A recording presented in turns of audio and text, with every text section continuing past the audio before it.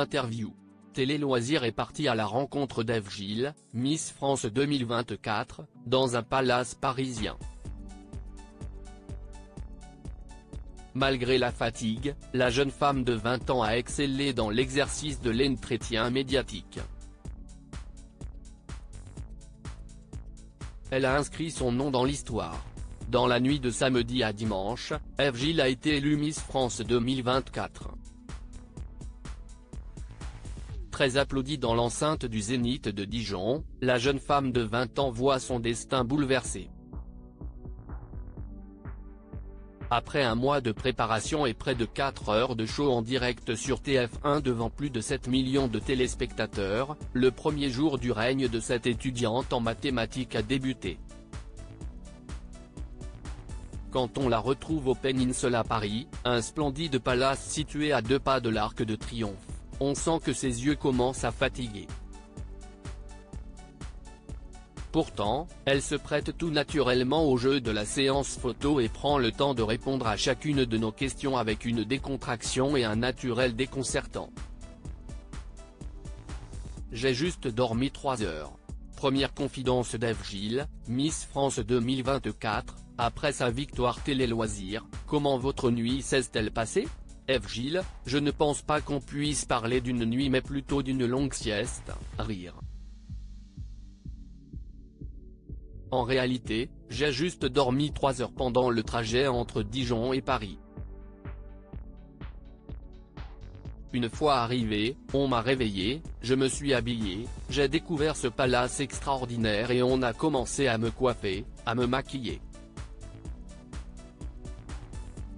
Puis j'ai enchaîné les interviews et les séances photos. Qu'avez-vous ressenti au moment de votre couronnement? La première chose qui m'est venue en tête, c'est de me dire je l'ai fait et on l'a fait. D'abord, je me suis présenté, j'ai fait tout ce qu'on m'a dit de faire, j'ai pris tous les conseils et j'ai essayé de faire au mieux. Ensuite, il y a énormément de personnes derrière moi, que ce soit celles qui me soutiennent émotionnellement, celles qui m'ont aidé à me préparer. C'est une victoire collective. Comment vos parents ont-ils réagi? C'est étrange mais il n'y a pas eu de mots. On s'est juste regardé dans les yeux et on s'est pris dans nos bras, mais il n'y a pas eu de parole. Vous avez aussi 2 grandes sœurs. Avez-vous pu échanger avec elles? Non, elles n'étaient pas sur place. L'une était chez elle à La Réunion et l'autre était à Caëdipre, dans mon village d'enfance qui avait organisé une diffusion de l'élection sur écran géant. Elle a pu me partager l'ambiance et on m'a envoyé une petite vidéo de ma sœur devant le couronnement, d'abord très stressée puis dans la joie après le résultat. J'ai envie qu'on se souvienne de moi pour autre chose que ma coupe courte, clame Ève Gilles, Miss France 2024. Les cheveux courts, c'est votre marque de fabrique. Est-ce que vous pensiez que ça ferait autant parler? Oui, mais je ne suis pas qu'une Miss aux cheveux courts, je n'ai pas envie d'être seulement considérée comme telle. Je sais que ça risque encore de faire parler, mais je n'ai pas envie d'être catégorisée ainsi. J'ai envie d'être vue pour ce que je suis, pour ma personnalité, mon caractère, ma manière d'être avec les gens qui m'entourent dans les événements ou dans la rue. J'ai envie qu'on se souvienne de moi pour autre chose que ma coupe courte. Certains téléspectateurs ont pu vous reprocher d'avoir trop parlé de vos cheveux. Vous pouvez les rassurer, ce ne sera pas au centre de tous vos discours. Dans mon discours, j'ai dit que la longueur de cheveux ne définissait pas la femme. Si c'est exactement ça, que j'ai des cheveux longs ou courts, ce n'est qu'un détail qu'on peut choisir de changer.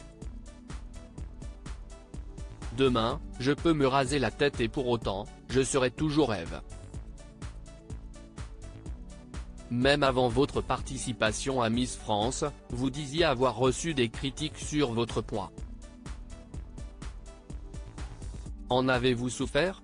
Oui, j'en ai reçu et c'est très compliqué à vivre. CIST parce que j'étais très bien entouré que j'ai peu souffert. Quelquefois, ça m'a touché puis je suis retombé sur mes pattes et je suis allé de l'avant.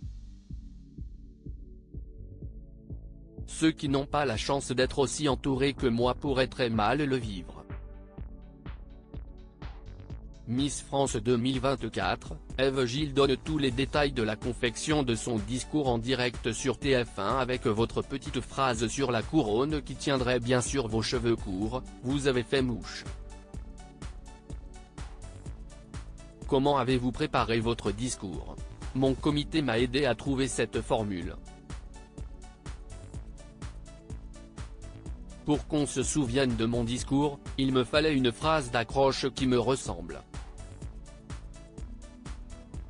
Au début, on s'était dit qu'il fallait le faire très sérieusement et ne pas en jouer pour éviter que les gens pensent que j'ai juste placé ma petite blague. Finalement, je n'ai pas du tout respecté ça, j'ai fait comme si je mettais ma couronne sur la tête avec mes mains. J'ai exagéré mais j'étais moi. Vous avez dû reprendre votre souffle à un moment donné. On vient de courir dans les coulisses pour se changer, on n'a pas forcément eu le temps de boire, on doit bouger tout le temps. Forcément, la gorge devient sèche, rire. Donc on a besoin de souffler pour reprendre nos esprits. Qu'est-ce ce qui vous excite le plus pour l'année de règne à venir? J'ai vraiment hâte de tout faire, de tout vivre. En même temps, je veux calmer le jeu pour profiter de chaque instant. Aujourd'hui, tout est allé très vite. Je suis parfois très calme, mais CIST pour imprégner chaque souvenir dans ma tête. N'était-ce pas une crainte de devenir une personnalité publique? Je n'ai pas de crainte à partager ma vie sur les réseaux sociaux. Mais quand je vois que mes parents ou mes sœurs sont interviewés maintenant, j'ai plus une crainte que cela les dérange. Je pense que ce seront des sujets que je vais aborder avec eux dans peu de temps parce que je n'ai pas envie que ma vie les dérange. Après, si ça leur plaît, tant mieux.